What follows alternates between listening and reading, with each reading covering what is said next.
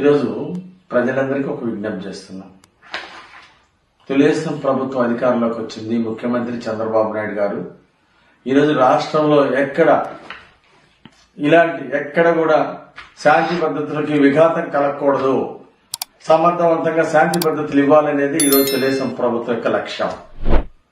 ఈరోజు వినుకొండలో తొలి ఏకాదశి పండగ రోజు ఒక దారుణమైనటువంటి హత్య జరగటం చాలా చాలా బాధాకరం. దీనికి కారణం ఈరోజు హత్య చేసినటువంటి జిలాని, అలాగే చనిపోయినటువంటి వ్యక్తి ఇద్దరు వైఎస్ఆర్ పార్టీలో తిరిగినటువంటి వాళ్ళు, వైఎస్ఆర్ పార్టీ గ్యాంగ్ లో తిరిగినటువంటి వాళ్ళు, అలాగే వైఎస్ఆర్ పార్టీ లీడర్లతో తిరిగినటువంటి వాళ్ళు. హత్య చేసిన ఆయన, అలాగే హత్య గావించబడ్డ ఆయన ఇద్దరు వైఎస్ఆర్ పార్టీలో తిరిగినటువంటి వాళ్ళు. వాళ్ళిద్దరి మధ్య వ్యక్తిగతంగా గొడవలు ఉన్నాయని చెప్పేసి గతంలో జిలానీ మీద అటెంప్ట్ మర్డర్ కేసు నమోదైంది. వీళ్ళిద్దరి మధ్య కేసులు నమోదైంది. అప్పుడు ఇది వ్యక్తిగత కారణాలను మీరు శవ రాజకీయాలు ఏ విధంగా చేస్తారు? మీరు వ్యక్తిగత రాజకీయాల్ని పార్టీలకు ఏ విధంగా చుడతారు? సిగ్గుందా మీకు? వ్యక్తిగత రాజకీయాలని పార్టీలు చుట్టడం చాలా దుర్మార్గం. ప్రజల అమాయకులు అనుకోవద్దు. ఈరోజు ఈ శవ రాజకీయాలు ఇప్పుడైనా మానుకోండి.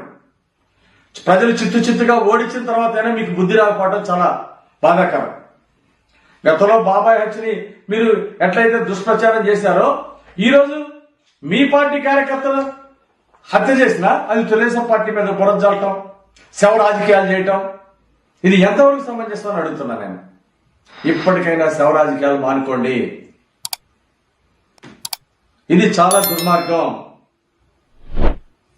సిగ్గుపడాలి. ఇలాంటి శవ రాజకీయాలు చేయడానికి చాలా సిగ్గుపడాలా? ఏది ఏమైనా సరే ఇలాంటి హత్య జరగడం చాలా బాధాకరం. దీన్ని కఠినంగా వ్యవహరిస్తుంది తెలుగుదేశం ప్రభుత్వం. ఎవరైతే ఈ దాడికి హత్యకు పాల్పడ్డారో, ఎవరైతే ఉన్నారో వాళ్ళందరినీ కూడా కఠినంగా శిక్షిస్తాం. అధికారులకు ఆదేశించడం జరిగింది. ఈ హత్య నేరంలో ఎవరెవరికైతే సంబంధం ఉందో వాళ్ళందరి మీద కఠినంగా వ్యవహరించాలి, అందరిని అరెస్ట్ చేయాలి, కఠినంగా శిక్షించాలని చెప్పేసి మేము అధికారులు ఎస్పీని కోరాం. ఎస్పీ గారు కూడా నిష్పక్షపాతంగా ఈ కేసులో వ్యవహరిస్తున్నారు. పాత గొడవలు ఓ పార్టీలో వైఎస్ఆర్ పార్టీలో ఇద్దరు పనిచేసినటువంటి వాళ్ళు, అలాంటిది తెలుగుదేశం పార్టీకి చుడతారా? శవ రాజకీయాలు చేస్తారా? ఇది చాలా సిగ్గుసేటు.